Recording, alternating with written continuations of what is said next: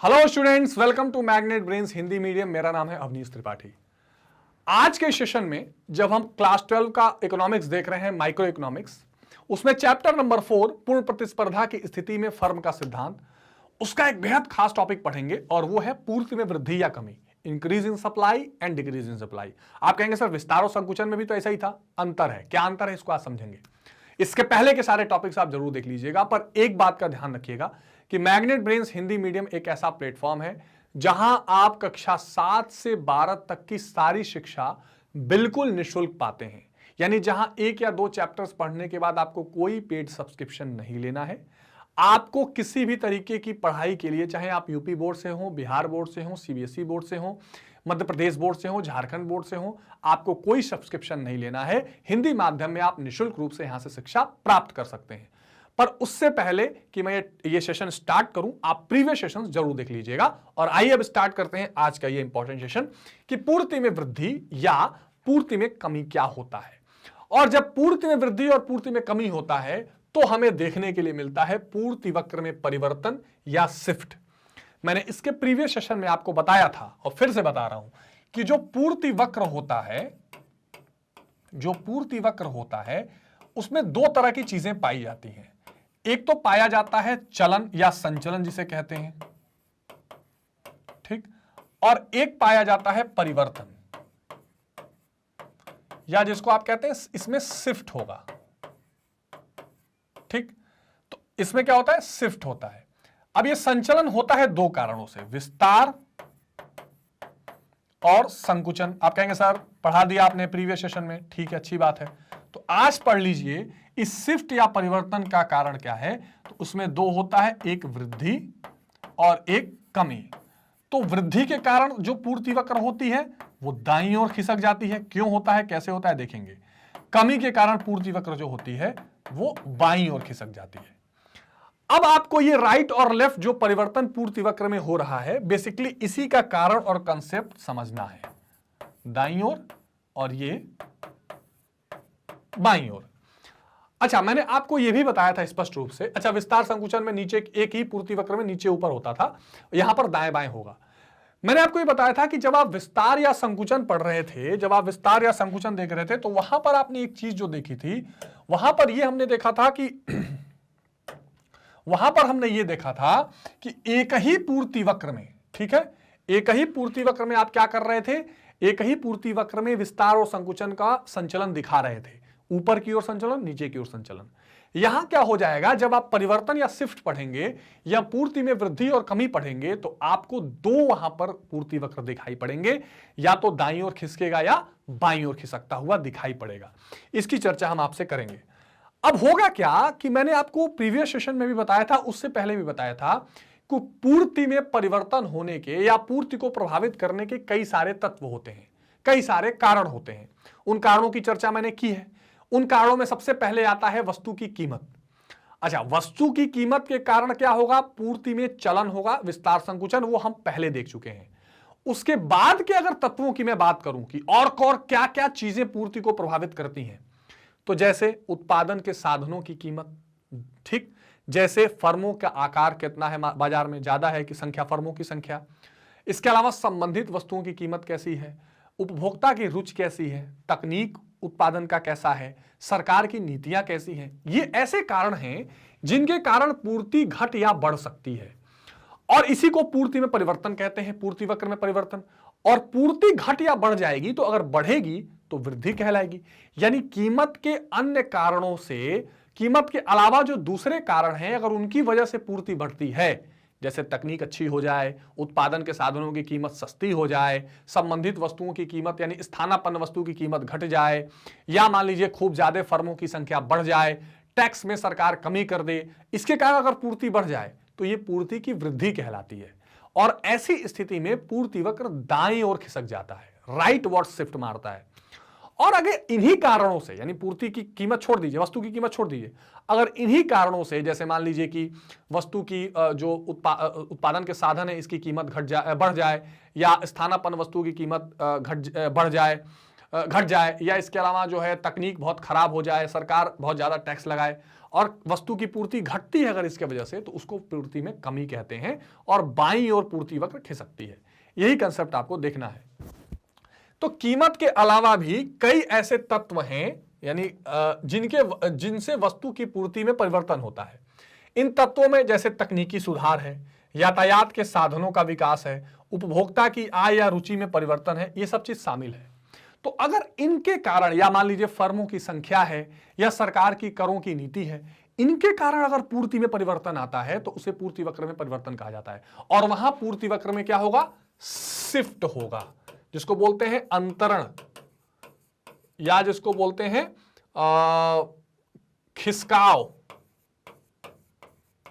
या एनसीईआरटी में तो सीधा शब्द यूज किया गया है शिफ्ट। ठीक, ये होगा। पूर्ति में परिवर्तन के कारण पूर्ति वक्र अपनी स्थिति से बाएं अथवा दाएं ओर खिसक जाएगा। सीधी बात, पूर्ति में अगर परिवर्तन होगा तो जो सप्लाई कर्व होगा वो अपनी जगह से दाएं या बाएं ओर खिसकेगा। इसे पूर्ति में परिवर्तन कहा जाता है। और जब विस्तार संकुचन होता है तो उसे क्या कहा जाता है? पूर्ति की मात्रा में परिवर्तन। और यहां क्या कहा जाता है? केवल पूर्ति में परिवर्तन। यानी सीधे सीधे समझ लीजिए कि वस्तु की कीमतों के अतिरिक्त अन्य कारणों से यदि पूर्ति में परिवर्तन होता है तो उसे पूर्ति में परिवर्तन कहा जाता है। अब इसके दो भाग हैं। एक है पूर्ति में वृद्धि। तो जब वस्तु की कीमत में परिवर्तन नहीं होने के बावजूद अन्य तत्वों में परिवर्तन होने से वस्तु की पूर्ति में वृद्धि हो जाती है तो उसे पूर्ति में वृद्धि या इंक्रीज इन सप्लाई कहते हैं। यह बहुत इंपॉर्टेंट टर्म है। ठीक, अब इस केस में क्या होगा? इस केस में यह होगा कि यहां कीमत जो है इसमें कोई चेंज नहीं होगा, 10 अभी भी रहेगा, लेकिन जो पूर्ति है वो अन्य कारणों से बढ़ जाएगी, वो 10 से 20 हो जाएगी। वो अन्य कारण क्या हो सकते हैं? वो अन्य कारण हो सकते हैं कि तकनीक में सुधार हो जाए, वो अन्य कारण हो सकते हैं कि फर्मों की संख्या अधिक हो जाए, वो अन्य कारण हो सकते हैं कि किसी दूसरे वस्तु की जो स्थानापन्न वस्तु थी उसकी कीमत घटे तो उपभोक्ता इसी की पूर्ति बढ़ाए, वो कारण हो सकते हैं कि सरकार टैक्सेस कम कर दे, तो उन अन्य कारणों से पूर्ति बढ़ जाए। तो ऐसे में जो पूर्ति वक्र होगी वो कैसी होगी? देखिए ऐसे होगी, एक्स वाई, यहां ले लीजिए कीमत और यहां ले लीजिए पूर्ति। ठीक, तो कीमत मान लीजिए 10 है तो 10 ही है, पूर्ति 10 से 20 हो गई है, 10 20, तो 10 पे भी ये 10 थी, 20 पे भी ये 20 है, 10 पे ही ये 20 भी हो गई। तो एक पूर्ति वक्र यहां थी जो पहले, वो अब शिफ्ट होके कहां चली गई? यहां चली गई। यानी आप पूर्ति में वृद्धि की जो स्थिति देखेंगे, और इस स्थिति को क्या बोलते हैं?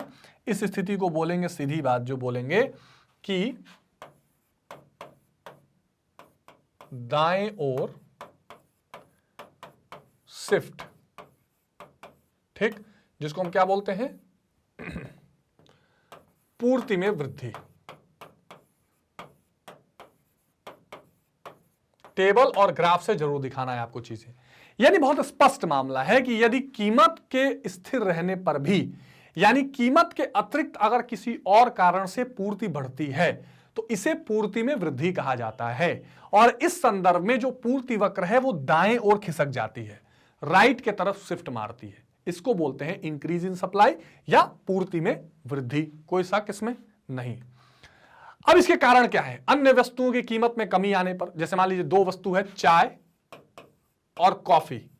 ठीक, अब उपभोक्ता चाय की सप्लाई कर रहा है, अब वो देखेगा कि कॉफी तो और सस्ती हो रही है, बहुत कीमत घट रही है, तो वो इसको सप्लाई नहीं करेगा, वो चाय ही सप्लाई करता रहेगा और चाय की सप्लाई बढ़ जाएगी। ठीक, उत्पादन के साधनों की कीमत कम हो जाए, यानी जिन चीजों का इस्तेमाल करके वो उत्पादन कर रहा है अगर वो सस्ती मिलने लगे तो लागत कम होगी, लागत कम होने से उत्पादन भी बढ़ेगा। तकनीक या प्रौद्योगिकी यानी टेक्नोलॉजी जो है वो क्या हो जाए? और अच्छी हो जाए, तो उसको उत्पादन करने में और आसानी हो जाएगी, तो वहां पर पूर्ति बढ़ेगी। टैक्स, करों में कमी, जिसको हमने चर्चा किया था ना, जो सरकार राजकोषीय नीति बनाती है, तो यहां बेसिकली शासकीय नीतियों से मतलब है। जो राजकोषीय नीति है यानी सरकार सोचेगी कि चलो ठीक है, हमको व्यापार को आगे बढ़ाना है तो टैक्सेस कम कर देते हैं या अच्छा लॉ एंड ऑर्डर कर देते हैं, तो उस केस में भी पूर्ति बढ़ती है। बिक्री की मात्रा अधिकतम करने के उद्देश्य से अगर वो ज्यादा बेचना चाहता है तो भी पूर्ति ज्यादा करेगा।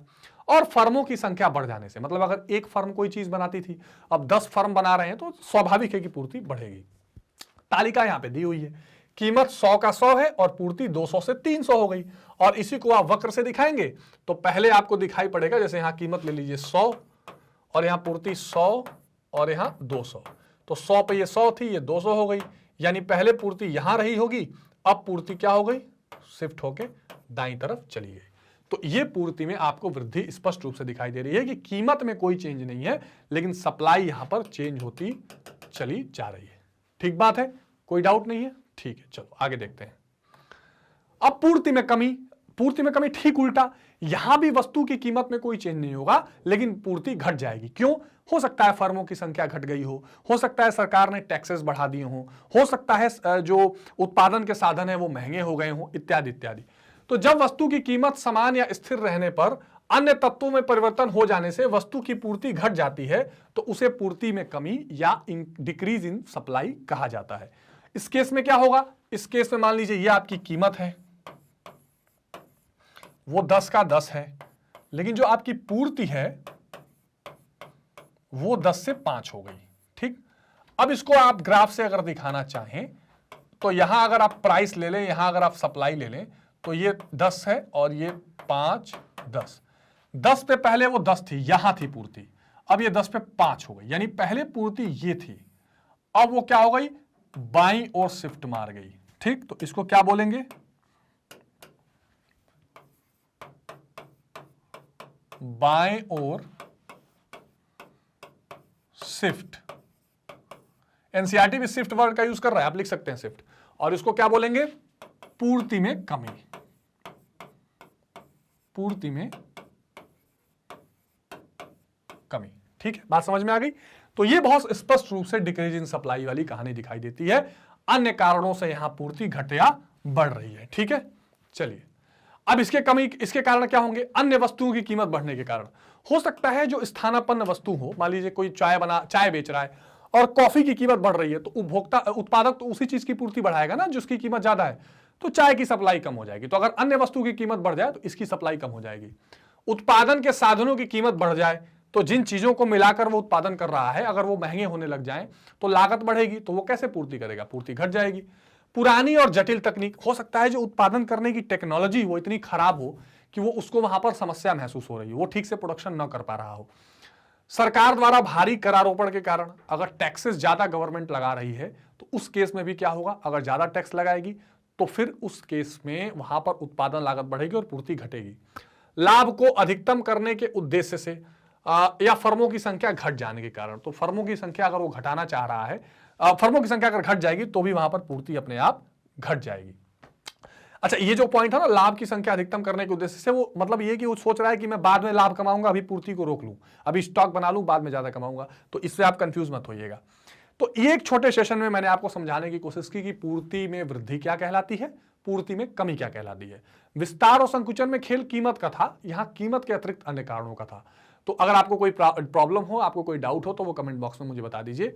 एक बात का ध्यान रखिए कि मैग्नेट ब्रेन्स हिंदी मीडियम एक ऐसा प्लेटफॉर्म है जहां पर, और मैग्नेट ब्रेन्स का जो पूरा प्लेटफॉर्म है, मतलब उसका वेबसाइट, मैग्नेट ब्रेन्स का जो इंग्लिश चैनल है, एप्लीकेशन, या जो पूरा आप ये यूट्यूब माध्यम देख रहे हैं, ये जितने कोर्सेज हैं वहां से आप फ्री ऑफ कॉस्ट पढ़ सकते हैं। CBSE English medium, UP board, Bihar board, Hindi medium, CUET, spoken English, etcetera etcetera, जिसके लिए आपको कभी कोई सब्सक्रिप्शन नहीं लेना पड़ेगा, कोई कूपन कोड की जरूरत नहीं पड़ेगी, और वीडियो के ही डिस्क्रिप्शन बॉक्स में बुक्स और ई बुक्स के भी लिंक दिए हुए हैं। ठीक बात है, तो इस बात का बिल्कुल ध्यान रखिएगा। और नोट्स भी आप कैसे ऑर्डर करके पढ़ सकते हैं, इसके बारे में भी जानकारी दी गई है।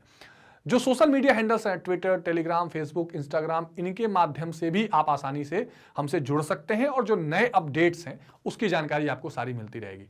तो इस चैप्टर के जितने टॉपिक पहले हो चुके हैं उसको देख लीजिए। आगे एक और इंपॉर्टेंट टॉपिक लेकर मैं आपके सामने आऊंगा, पूर्ति की लोच भी देखेंगे। तब तक अपना बहुत ध्यान रखिए। Take care, bye bye.